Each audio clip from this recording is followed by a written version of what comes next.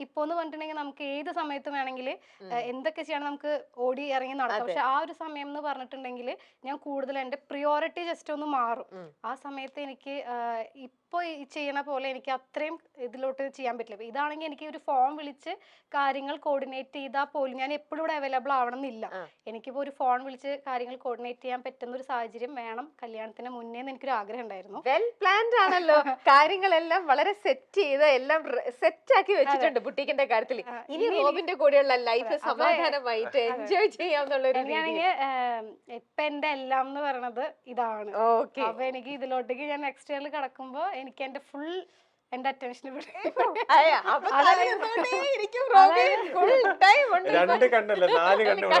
പക്ഷെ അതിന്റെ അർത്ഥം ബിസിനസ്സിന് ഒന്നും അല്ല എന്നല്ല. കാരണം എന്റെ ഇത്രയും കിടന്ന വർഷം മൊത്തം ഒരു ലാസ്റ്റ് 10 years മൊത്തം ഞാൻ ഈ ഒരു ഫീൽഡില് ഈ ഒരു ഇതിലാണ് ഫുൾ ഫോക്കസ് ചെയ്തിരുന്നത്. അപ്പൊ ഇനി എനിക്കൊന്നൊരു ഒന്ന് ചേഞ്ച് ആയി കുറച്ച് റിലാക്സ്ഡ് ആയിട്ട് ഹാപ്പി ആയിട്ട് ഇവിടെ കുറച്ചൊരു ഫോക്കസ് ചെയ്യാം അല്ലേ. ഇപ്പോഴാണെങ്കിൽ അതും ഇതും കൂടെ ഒരുമിച്ച് തന്നെ കൊണ്ടുപോയത്. പക്ഷെ ഇനി കുറച്ചുകൂടി കൂടുതൽ ഇതായിരിക്കും. അതെ, റോബിൻ ശ്രദ്ധിച്ചോ, ഇത്ര നാളും ഉള്ളതിനെക്കാട്ടിലും മാരുതിയുടെ വേറൊരു ഫേസ് ഇനി കൂടെ കാണുന്നാണ് പറഞ്ഞു തന്നത്. റോബിൻ എങ്ങനെ ഉണ്ടായിരുന്നു 2024 എന്ന് പറയുമ്പോൾ ഞാൻ ആക്ച്വലി എല്ലാത്തിൽ നിന്നും മാറി നിൽക്കായിരുന്നു. സോഷ്യൽ മീഡിയ എല്ലാത്തിൽ നിന്നും മാറി നിൽക്കായിരുന്നു.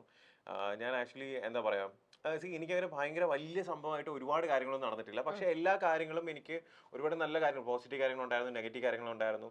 ഇപ്പൊ ഇൻ കേസ് എന്തെങ്കിലും മിസ്റ്റേക്സ് വന്നിട്ടുണ്ടെങ്കിൽ കൂടി അതൊരു ലെസൺ ആയിട്ട് പഠിച്ച് അതിൽ നിന്നും ഇനി ഒരു ആവർത്തന ഉണ്ടാവാതിരിക്കാൻ വേണ്ടി ട്രൈ ചെയ്യുന്നു. പിന്നെ പോസിറ്റീവായിട്ട് ഒരുപാട് കാര്യങ്ങൾ എനിക്ക് തോന്നുന്നു. ഞാൻ പറഞ്ഞില്ലേ, എനിക്ക് ഓരോ ദിവസവും ഒരു പുതിയ പുതിയ കാര്യങ്ങളാണ് എൻ്റെ ലൈഫിൽ ഉണ്ടായിട്ടുള്ളത്.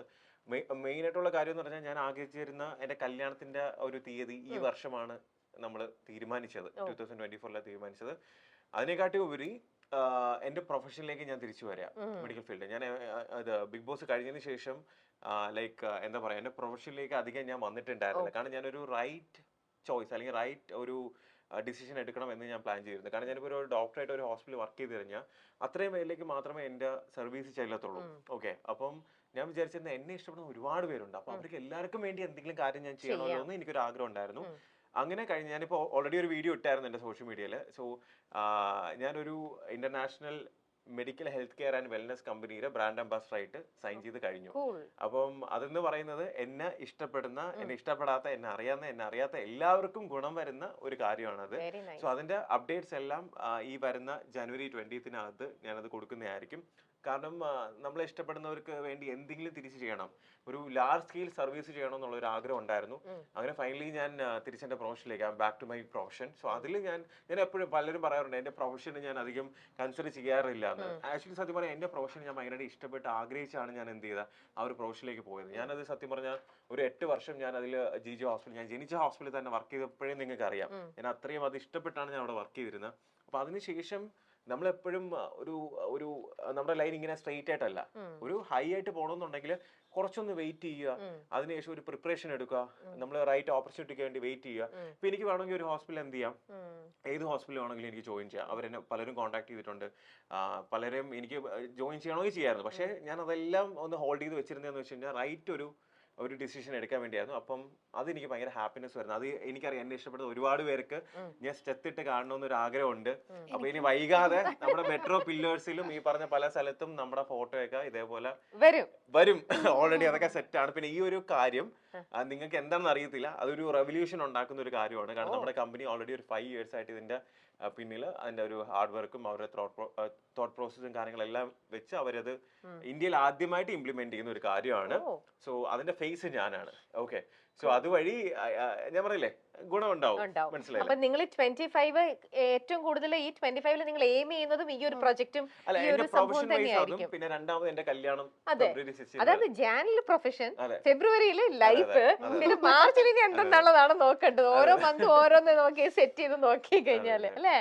എന്തായാലും ഇങ്ങനെ പ്ലാൻ ചെയ്ത പോലത്തെ ബ്യൂട്ടിഫുൾ ആയിട്ടുള്ള ഓരോ കാര്യങ്ങളും നിങ്ങൾ പ്ലാൻ ചെയ്തതിനെക്കാട്ടിലും സൂപ്പർ ആയിട്ട് നടക്കട്ടെ എന്ന് വിഷ് ചെയ്യുന്നു. പിന്നെ ഇത് കാണുന്ന എല്ലാവർക്കും നമ്മുടെ രണ്ടുപേരുടെ കല്യാണത്തിന് വേണ്ടി നിങ്ങൾ എല്ലാവരുടെയും പ്രാർത്ഥനയും സ്നേഹവും അനുഗ്രഹവും എപ്പോഴും ഉണ്ടാവണമെന്ന് ഞാൻ ആഗ്രഹിക്കുന്നു. ഞങ്ങളുടെ ജീവിതത്തിലുള്ള കൊച്ചു കൊച്ചു സന്തോഷങ്ങളും കാര്യങ്ങളെല്ലാം ഞങ്ങൾ പറയുന്നത് നിങ്ങൾ നമ്മളെ വീട്ടിലെ ഒരു അംഗം ഉള്ളത് പോലെയാണ്. പിന്നെ നമ്മളെ വെറുക്കാനായിട്ട് നിങ്ങളുടെ അടുത്ത് നമ്മൾ വലിയ കാര്യങ്ങളൊന്നും ചെയ്തിട്ടില്ല. നമ്മൾ വെറുക്കൊന്നും വേണ്ട. പിന്നെ പുതിയ വർഷമാണ്, എല്ലാവരും ഹാപ്പി ആയിട്ട് ഹെൽത്തി ആയിട്ട് അടിച്ചു പൊളിച്ച് സന്തോഷമായിട്ട് ജീവിക്കാൻ വേണ്ടി ഞങ്ങൾ രണ്ടുപേരും ആത്മാർത്ഥമായിട്ട് ആഗ്രഹിക്കുന്നു. Very nice Robin.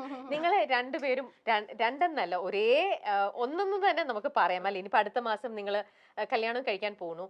അപ്പോൾ ഈ ഒരു 24-ൽ നിങ്ങൾക്ക് രണ്ടുപേർക്കും കൂടെ ചേർന്ന് നിങ്ങളെ വിഷമിപ്പിച്ച അല്ലെങ്കിൽ നിങ്ങൾക്ക് കുറച്ച് അപ്സെറ്റ് ആക്കുന്ന എന്തെങ്കിലും ഒരു ഇൻസിഡന്റ് ഉണ്ടായിട്ടുണ്ടോ?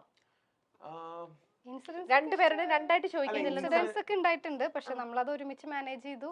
അതെല്ലാം അല്ല, എനിക്കിപ്പോ അങ്ങനെ ഒരു ഇൻസിഡന്റ് ഉണ്ടായാൽ തന്നെ അത് ഇപ്പം ഞാൻ പറഞ്ഞില്ലേ, നമുക്ക് എന്ത് കാര്യം ഉണ്ടെങ്കിലും അത് നമ്മൾ അനലൈസ് ചെയ്ത് നമ്മളത് മനസ്സിലാക്കി മുന്നോട്ട് പോവാന്നുള്ളതിൽ തന്നെയാണ് ഇരിക്കുന്നത്. അതിൽ നമ്മൾ ഭയങ്കരമായിട്ട് അണ്ടർസ്റ്റാൻഡിങ്. അത് ഞാൻ പറയില്ലേ, നമ്മൾ ഏറ്റവും കൂടുതൽ അടുത്തത് ഈ വർഷമാണ്.